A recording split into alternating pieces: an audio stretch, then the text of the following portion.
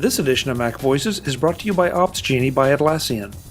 With Opsgenie, your next incident doesn't stand a chance. Welcome to MacVoices. This is the talk of the Apple community, and I'm Chuck Joyner. Folks, it's always fun to get to chat with old friends, and one that we really just haven't sort of had a general chat with in a while is Mr. Jeff Gamet. And I thought it was a very good time to have a chat with Jeff Gamet, so here he is, Mr. Jeff Gamet. Jeff, welcome. Mr. Chuck Joyner. It's great to be here with you, Chuck. Always. It's always a pleasure. So, anything new, Jeff? Yes. Yes. Yeah, you kind of took a lot of us off guard with your announcement. Yeah, surprise. So after 13 years, I am no longer working with Mac Observer, and I am now part of the team at Smile. I am the TextExpander Evangelist. So leaving Mac Observer, it wasn't like a, well, better pack up and leave, or someone saying, you better pack up and leave. It was just everything came together where this great opportunity was right there, and it seemed like a really good fit. I mean, I've been a TextExpander user. I've essentially been a TextExpander evangelist for years anyhow. So now it's official. Well, I was delighted when I found out the details, because you're right. Smile is such a fantastic company, and as everyone knows, TextExpander is one of my favorite utilities. Probably it is my most used utility, and so the more folks that find out about it, the better, as far as I'm concerned. And so I'm really excited for you.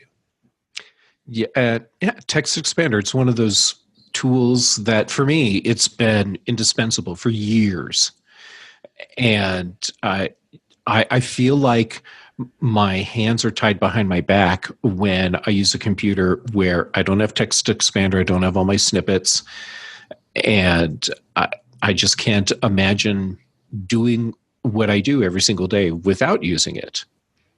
Yeah, I feel the same way. Anytime I go to another computer and start typing anything, it comes out in this weird kind of hieroglyphics, because it's like using stone knives and bear skins. Well, and they're all my snippets, but they aren't expanding into what they're supposed to be. So they just end up, that could be awkward. Yeah, it ends up, it's like, gee, what? Oh, that was supposed to go there, but why didn't it happen? And then you realize. So, well, Jeff, this is really interesting to me, because you and I have known each other for a long time. I've kind of watched you through, go through different phases of careers. I mean, most recently, of course, as a tech journalist. Before that, you were much more, I think, or at least my perception was, you were a lot heavier into the graphic arts and that kind of thing. And so this is a new Jeff Gamet. What made you decide to go the evangelism route, even though, like you said, you've already been doing it to some degree for a while? Well, when you do the same thing long enough, you need to mix it up a little bit. And so it was time for me to mix it up a little bit. And I could have decided that meant going to another one of the Apple-related blogs. It could have meant going to like a local radio or news station. Or it could have meant doing something where I have a passion, but I'm coming into it from a completely different side. And that's the route I decided to take this time. Let's come into something I'm passionate about, but not from the journalist side. So now I get to sing the praises of TextExpander, which seems pretty cool to me. I don't disagree. One of the other transitions, though, you've made is as you left TMO, that meant that you gave up the Daily Observations podcast, which you've been doing for a long time. So does that lessen the pressure on you? Because doing a daily podcast is a lot of work, and it's one of those things that you have to show up every day to do it, or it doesn't go out.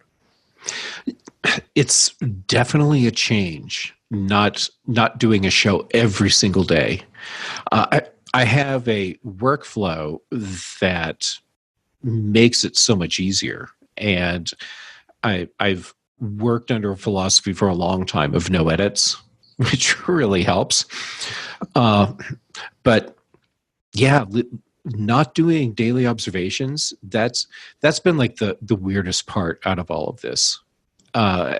And yes, it does free up a lot of time and a lot of energy, because I'm not doing a daily show right now. But part of what took away the potential stress of that was that when it came time to hand the show off to someone else, that Kelly Gamet was the person that said yes, which she was also the first person that I had on my list to take over. So I'm glad she was able to take it over, and I was able to walk away from the show feeling very comfortable that I had done my part to raise this show, to bring it to life, and now it was okay to pass it on and let someone else carry it. And Kelly's the right person. There are a couple, and some of this is inside baseball, and so forgive us, folks. But a couple things. First of all, I want to make sure that I compliment both you and Kelly on the way you transitioned. I mean, you guys were just first class from top to bottom, because you let her do some hosting before you left. You then were a guest after she quasi officially took it over, and then you made a nice graceful exit. So I have to compliment you both on the way it was handled. It was very, very smooth. And any daily podcasts, I mean, I listened to a few, and it's sort of a disruption in my life if the hosts change. And this time it didn't feel like a disruption, Jeff. It felt about as smooth as it could possibly feel. Well, thank you, because that was the plan. I didn't want that transition to feel like it was this abrupt shock. So that's why it played out the way it did, where Kelly was taking over a little bit more, and then when she took over, I was around a little bit, so that we kind of phased it over, and it felt like it was a very natural thing, and it felt to me like it went really well.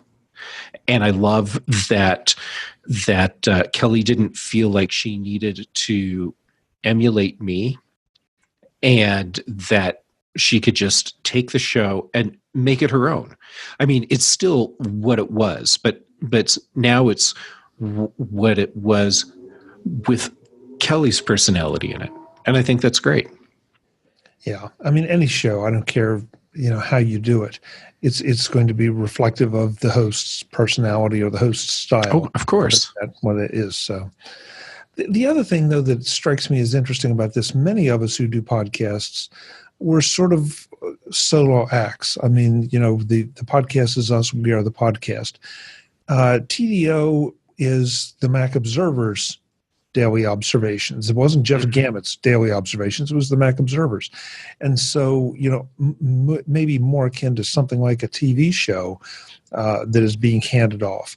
And that's another thing that just feels a little strange about it for many of us, because I think I would have a hard time handing off MacVoices to somebody, not because I feel like I'm the only one that could do it. It's been mine for so long, and it was my creation. And daily observations was sort of yours, but it also had a life before you in a little bit different form, and now it's going to have a life after you. Actually, it didn't have a life before me. It didn't? No. But your perception that it did, that says a lot about the show, because it feels like a show you were already familiar with. And so when this transition happened, it didn't feel like it was this new thing. So what I'm picking up from what you unintentionally put down is that I did my job right. Well, good. But what am I thinking about? Am I thinking about didn't TMO do something in the podcasting world that you weren't involved in, or before you were? Mac Geek Gab, of course, Right.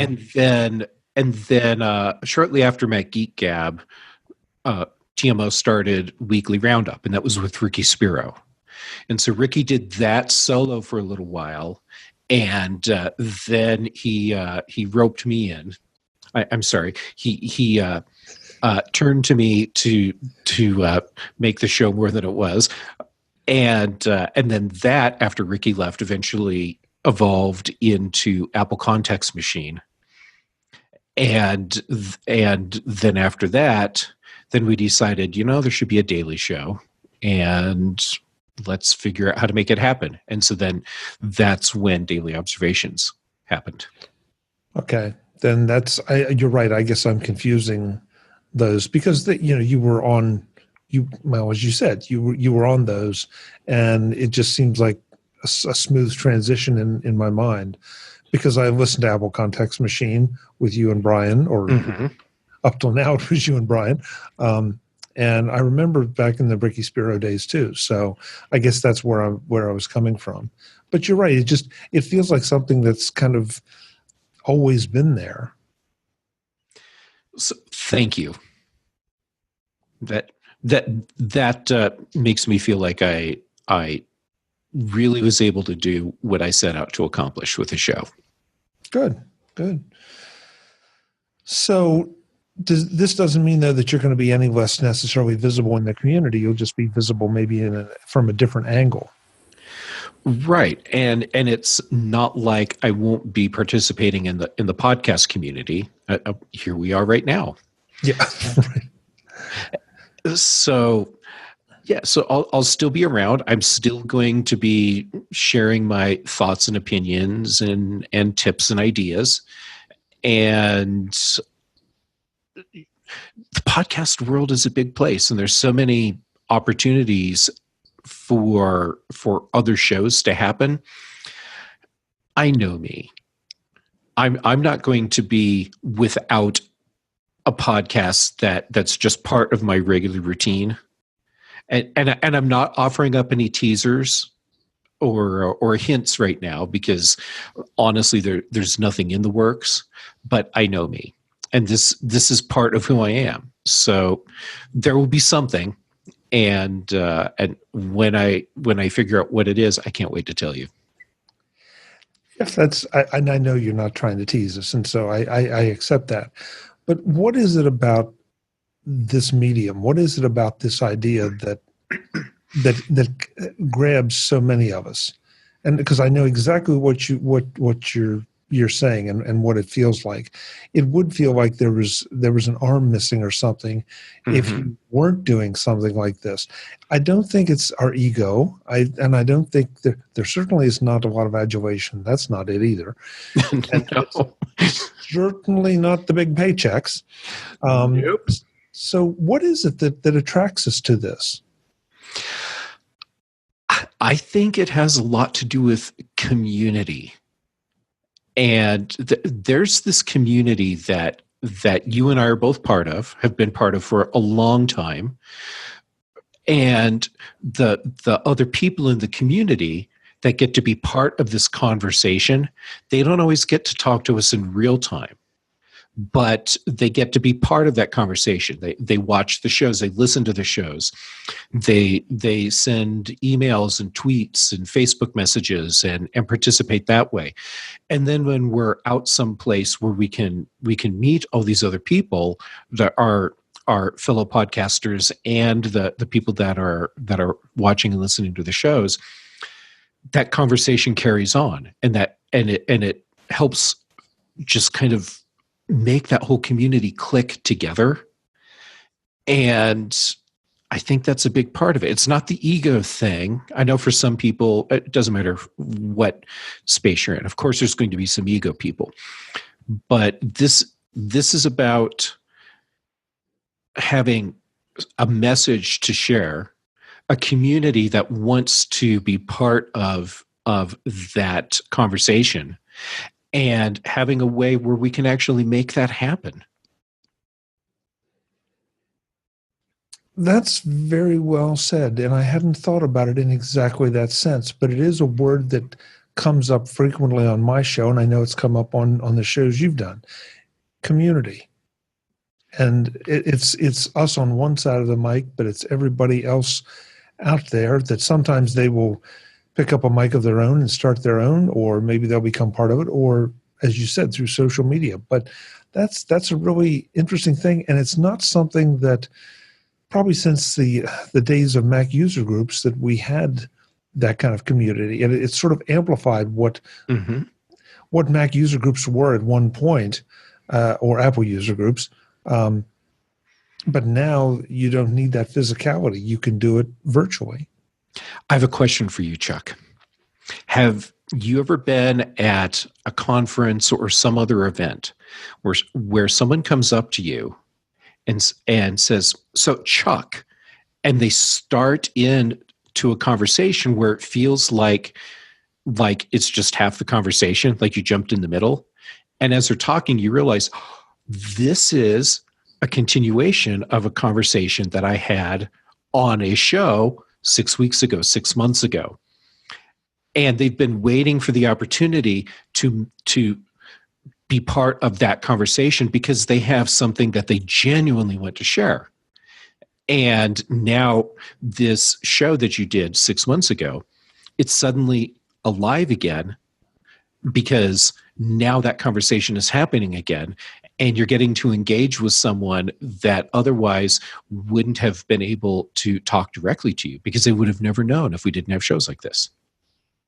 Yes, I've had that experience in spades. And isn't it just so cool? I mean, I love it. Yeah, I agree. I do. But the other thing that strikes me is someone will walk up to you at a conference or trade show or whatever and say, I've been listening to you for a long time. And my reaction almost, I'm usually able to hold it back, but usually is, really? I mean, there's somebody listening to, it's, you and I are sitting here. I'm in front of a camera and a computer. You are too. We have microphones. And you kind of forget that there are people that actually listen to this stuff or watch us. No, I totally get it. I mean, of course, we know that there's people out there listening and watching because they're interacting with us and letting us know. And you can go and look at the data that shows how many times the show's been hit.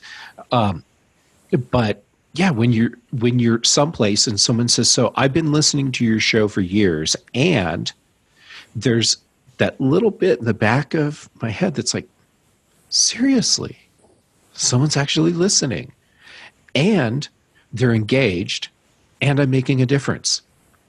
That's really cool. Yeah.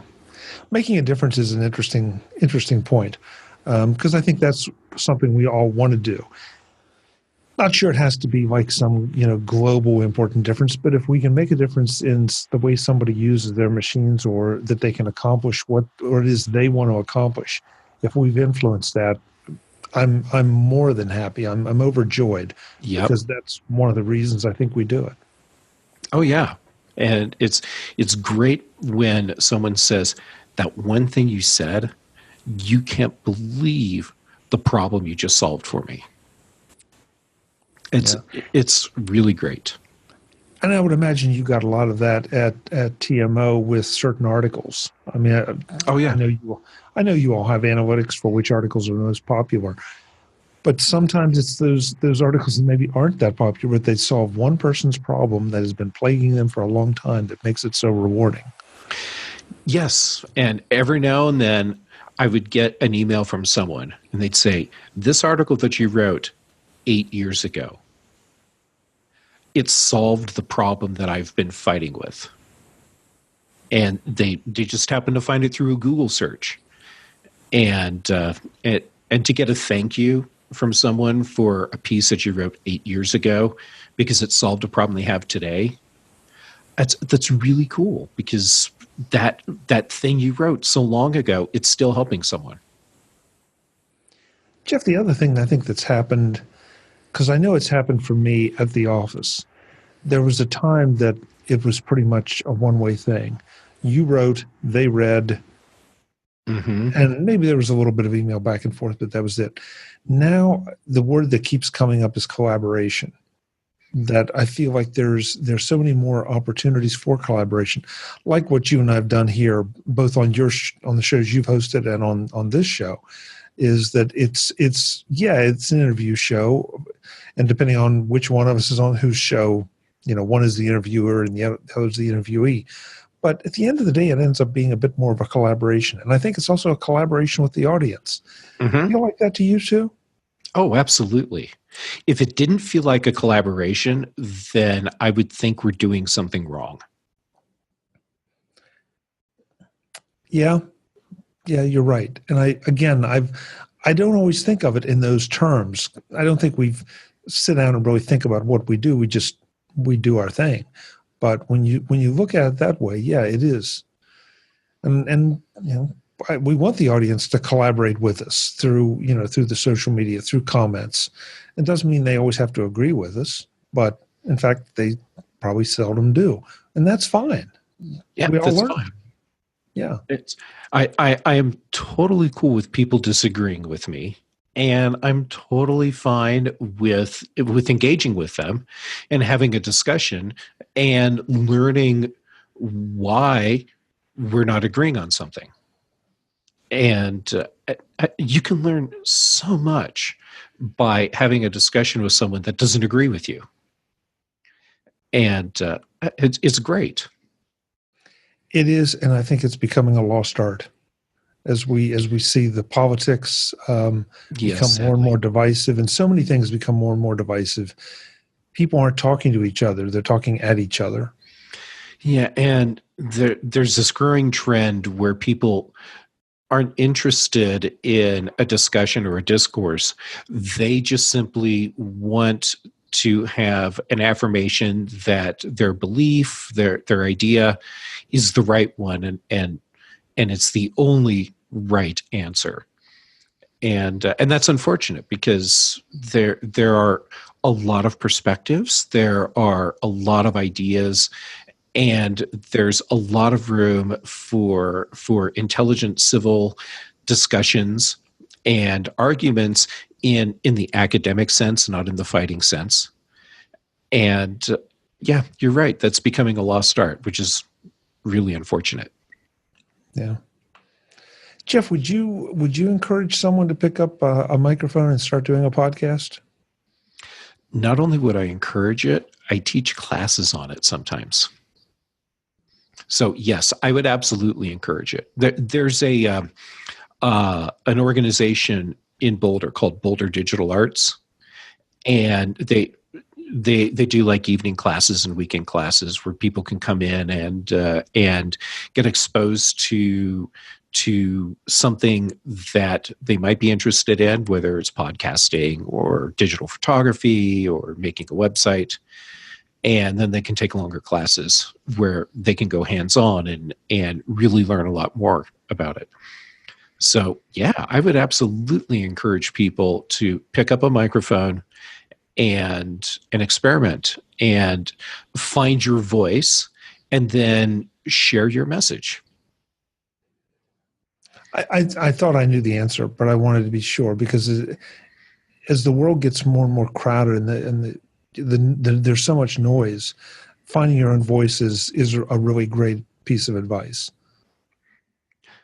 Yeah, I think it's really important. It's far too easy to let yourself get absorbed into an idea, a movement, whatever it is, and forget about your own individuality. And that's bad. Yeah, and part of the act of creating the podcast or a blog, or digital photography or whatever, you learn a lot, you express things, but it helps you grow in ways that you never. I promise you, if you do any of these things, it will cause you to grow in ways you never anticipated. That's absolutely true. I mean, look at me right now. I have grown and and have watched as my path has changed over the years. And where I am today is certainly not where I envisioned myself 15 years ago. That's not a bad thing. It's just you project your future based on your previous experiences, and as these little twists and turns have happened and led me down the path to where I am today. I mean, I can look back and see, yep, here's all the places where things happened and I made decisions that have put me on this path. But it's a new place, and it's growth, and if I'm not growing and if I'm not learning, then I'm really not living. You should put that on a T-shirt. No kidding. And hold on, I have to write that down real quick. Yeah, write that down. Well, this is being recorded, so you can go back. Oh, good. Later, take notes on yourself later. Yeah, I'll take notes. Yeah, but that is so true. I'm a little bit horrified at the people that I know that you see them. What are you going to do tonight? Oh, I'm going to get a pizza and see what's on TV. And okay, I enjoy a good TV show too, but that lack of involvement, that lack of growing and learning, or I don't understand it. It scares me that could ever happen to me, and I mean, and I guess that's fine for them if that's the way they want to go, but I struggle with it. I struggle with that too. My feeling is if you are capable of going out and doing something else, or even having people in and doing and learning and experiencing at home, you should do it. And if you're lost thinking, I don't even know where to start, I don't know anyone where I live, I really don't even know where to begin, go to meetup.com and just start looking for stuff in your area, because there's always groups that are doing stuff. If you have a Facebook account, look for the Facebook groups for activities in your neighborhood or your town. Two easy ways to find things where you can meet new people and you can learn new things and just broaden who you are. Jeff, every time we talk, the conversations take a strange turn. I had no idea we were going to get into this kind of thing tonight. Yeah, I never know where we're going to end up. I'm just along for the ride. Yeah, well, you're part of. Don't lay this on me. You're steering too. Today's edition of MacVoices is brought to you by Opsgenie by Atlassian. Uptime is good, downtime is bad, and you know there are going to be incidents. That's just how it works. So how do you reduce downtime for your customers? Opsgenie by Atlassian is how. Opsgenie helps you and your team get alerts immediately when something goes wrong. But it's a huge waste of time and effort for everyone to get those alerts, especially if they happen to be on a holiday or at 3 a.m. That's why Opsgenie allows for deep flexibility in how and when alerts are deployed, with a smart combination of scheduling and escalation paths. The right people get notified at the right time, and everyone else gets their beauty sleep. But you already have all sorts of apps that do all sorts of things for you. That's why Opsgenie supports over 200 integrations with apps like Jira, Amazon CloudWatch, Datadog, New Relic, and more, so that implementing it in your workflow is simple. I told you about how I felt when a website I was trying to access was down for 30 minutes. How do you feel when that happens to you? Now, imagine how your customers feel. That's a feeling you don't want them to have, right?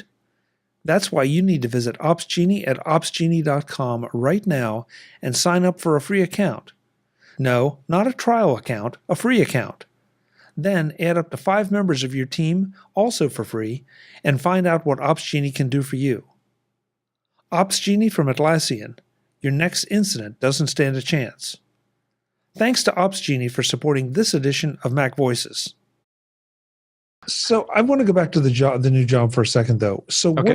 what does this do to your workflows and your tools? Are you going to be? Do you anticipate Awesome using question. the same the same thing, or do you think you'll be picking up new tools? I'm already picking up new tools. Okay. And part of that's because instead of approaching all of this from a journalistic standpoint, I'm approaching it from the perspective of representing a product. So there's PR involved in that. There's customer support that comes into play, and then there's all of the stuff that goes along with being part of a company that's developing a product. So you have all of these other tools that support that infrastructure. So yes, of course, there's all of these other tools that I'm using, but some of the tools are staying the same. You know, like Trello, for example. It's a great tool for staying on top of projects and different tasks in a collaborative system. And it's what we set up for the editorial calendar at Mac Observer. Like a lot of content producing organizations do. And of course, there's a place for that at Smile. And when I'm just sitting down and writing, okay, that's still BB Edit. That's not going to change. And Dropbox, that's not going to leave my workflow.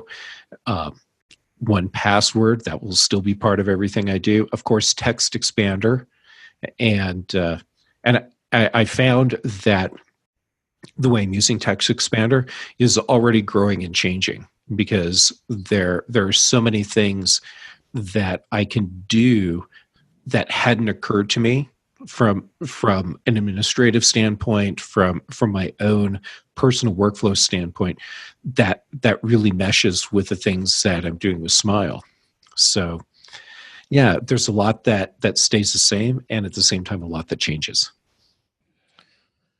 How about iPad versus MacBook, or Mac? I should say. We'll just go with iPad versus Mac.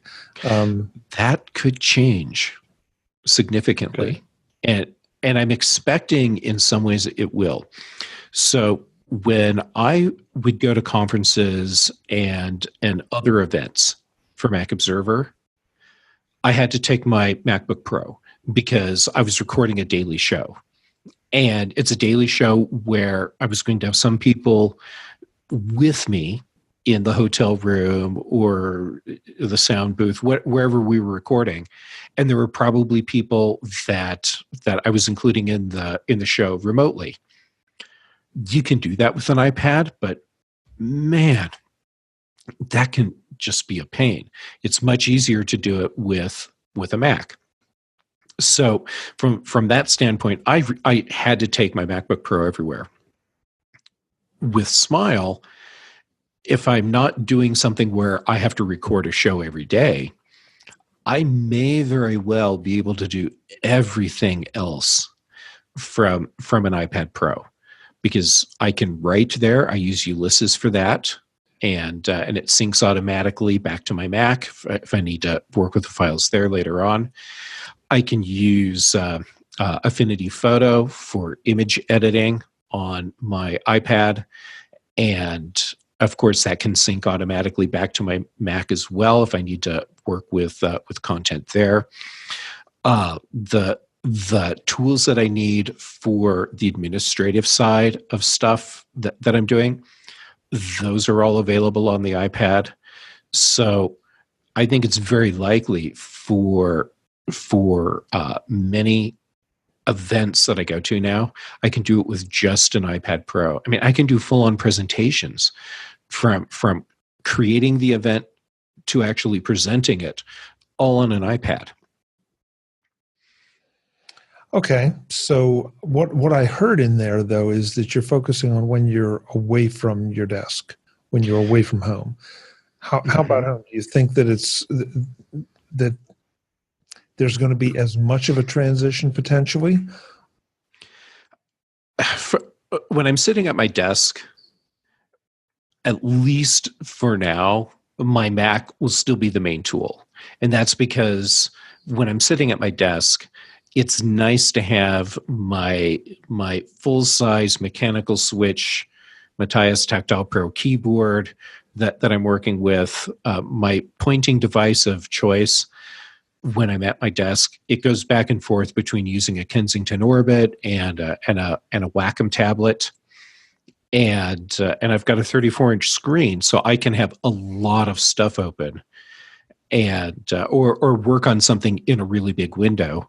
Plus, I've got my Rode Podcaster sitting here in front of me too, so I'm ready for shows. That could change. I mean, the new iPad Pro is powerful enough that for most of what I do, I could probably use just an iPad Pro. But because of the workflow that I'm familiar with, I like having multiple windows open in front of me, even more than being able to do the split screen view on the iPad. And I use that split screen view a lot. But multiple windows from multiple apps that I can look at the same time, I'm not ready to give that up completely yet. I asked the question because it seemed like first of all, you're very tuned in to being efficient, and you're very tuned into your workflow, and you're very tuned into Apple as a tool. Apple Macs, Apple iPads, Apple iPhones, Apple anything as a tool. Mm-hmm. And so given that you're changing positions here, you're changing responsibilities, and you're changing some activities, it seemed like the perfect time to ask that question, because you're just by the nature of you being you're going to automatically be reevaluating pretty much everything. And oh yeah, I started reevaluating all of that immediately. Yeah, and to hear you start to include the iPad Pro that much, I think is really intriguing, because you've never been one of those guys that I am set out to try to make the iPad Pro my only machine, and that's it. You've always been a lot more pragmatic than that. Yeah, well, it's when you need to be efficient, you also need to be pragmatic. So there you go. Yeah. But I look at my iPad Pro and I keep thinking, man, this is so close to being a true option as a primary machine. And I can see a day coming when it's time to upgrade to a new computer. And instead of getting a Mac, maybe I could get just an iPad Pro. It's not going to be today. Right. But I mean, down the road, I think that's totally possible. Okay, but let me ask you this. If you foresee that day coming, if you can see it in the distance, what does it take to get you to that point? What changes do we need to see in the iPad Pro? Is it a change in the hardware or the software, or is it a change in the way you approach your work? Yes. All right. To expand on that, yes, it will change how I approach my work, because there are things that I do because I'm at a Mac. But they don't have to be that way. That's the way I'm doing them now. There needs to be, I guess it's probably more of a software change at this point on the iPad, because I'm in a place where, at least for now, I can't visualize a system where I don't have external storage that I'm just plugging in. And that's something that I would need to have on an iPad if that was going to be my only machine. The other thing that I would need, and it's something that I use all the time on the virtual keyboard on my iPhone. You know how when you're typing on a keyboard and you press and hold and it becomes a trackpad? Right. I would like to be able to do that with the physical keyboard on an iPad Pro. On the physical keyboard. Right. And that's because while I move the cursor around a lot, like if I'm writing an article, blog post, whatever, and I need to edit, I'm probably moving the cursor around to make that happen. If I'm at my Mac, I'm using my trackball or my Wacom tablet to act as a pointing device and move the cursor. On my iPad, I have to take a hand from the keyboard, break out of that horizontal plane, and go into a vertical plane where I'm now tapping on the screen and moving a cursor around. And that's it totally works, but it's not as efficient as I would like. And one thing that I've talked about ever since we started seeing improvements in iOS years and years ago is economy of motion. And so the more movements that I have to make to perform a task, the lower my overall productivity is. So minimize the movements, and now I can help maximize my productivity. So if I have to take hands off the keyboard and then move up to the screen and touch and move around that way, and then go back to the keyboard, then I'm losing efficiency, I'm losing productivity. Okay. I'm not asking for mouse support because we're in a different place now. The way we use our technology is evolving, and so I'm feeling like if we rely on the mouse, well, that works. I'm thinking there might be a more efficient way for us to do that cursor movement. I don't know what it is yet, but I can't wait to see what it is.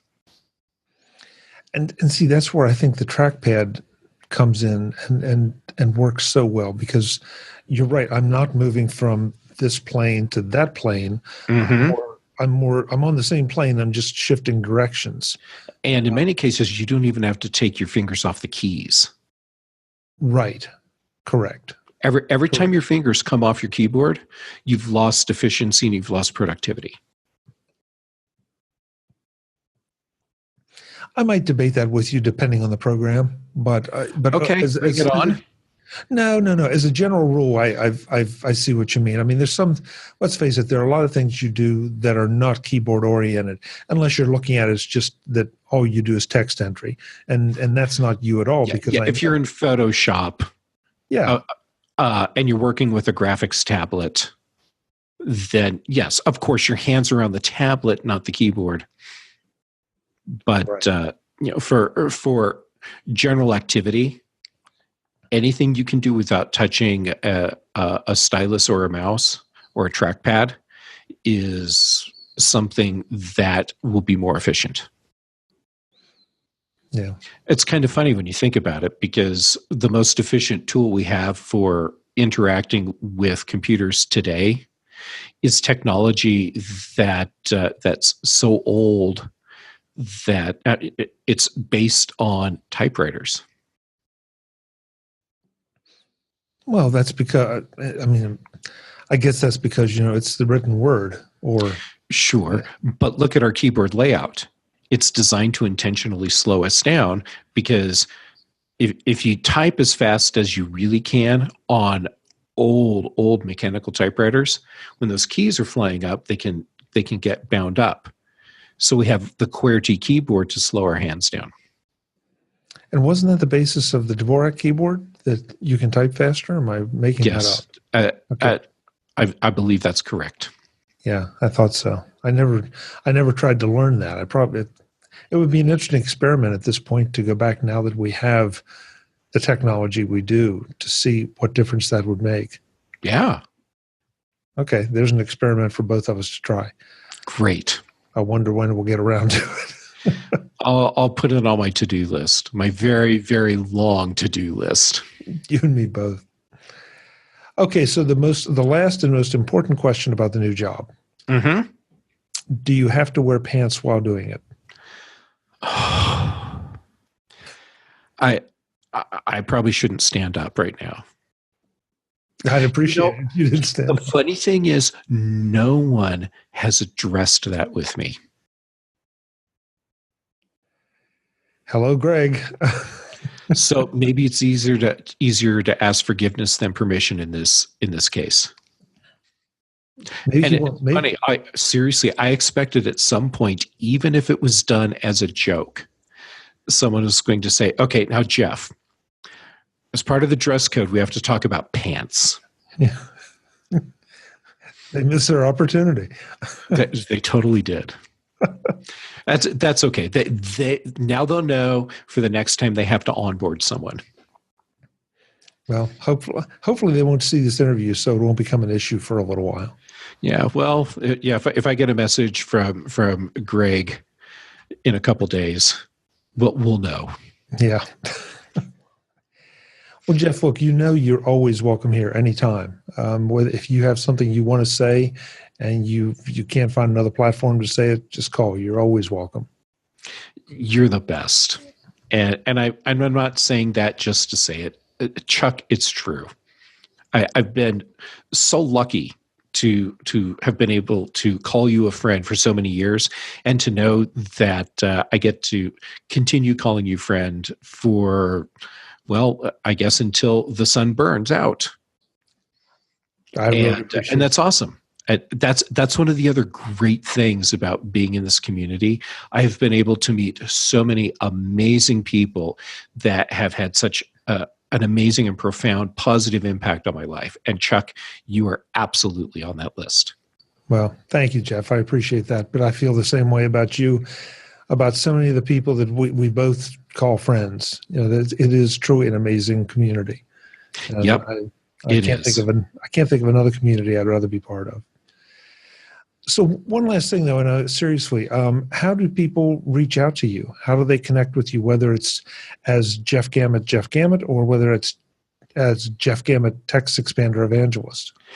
Well, they can always go to the TextExpander website, TextExpander.com, or SmileSoftware.com. And I'm easy to find on Twitter and Instagram. I'm JGamet both places. And if someone needs to email me, well, that's easy. I'm jeffg@textexpander.com. Perfect. I expect to see you back here again real soon. I'm looking forward to it. Sounds good. Thanks so much, Jeff. Hey, thanks. You're the best. Folks, I'm Chuck Joyner. This is MacVoices. This has been a very, very wide-ranging discussion of all kinds of topics. I hope you've enjoyed it.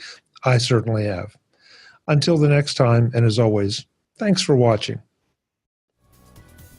Visit MacVoices.com for show notes and to connect with Chuck on social media. Get involved in our MacVoices Facebook group and get more out of your Apple tech with MacVoices magazine, free on Flipboard. And if you find value in it all, consider supporting us at patreon.com/MacVoices and join these folks who help keep MacVoices coming to you. Advertising handled by Backbeat Media at backbeatmedia.com.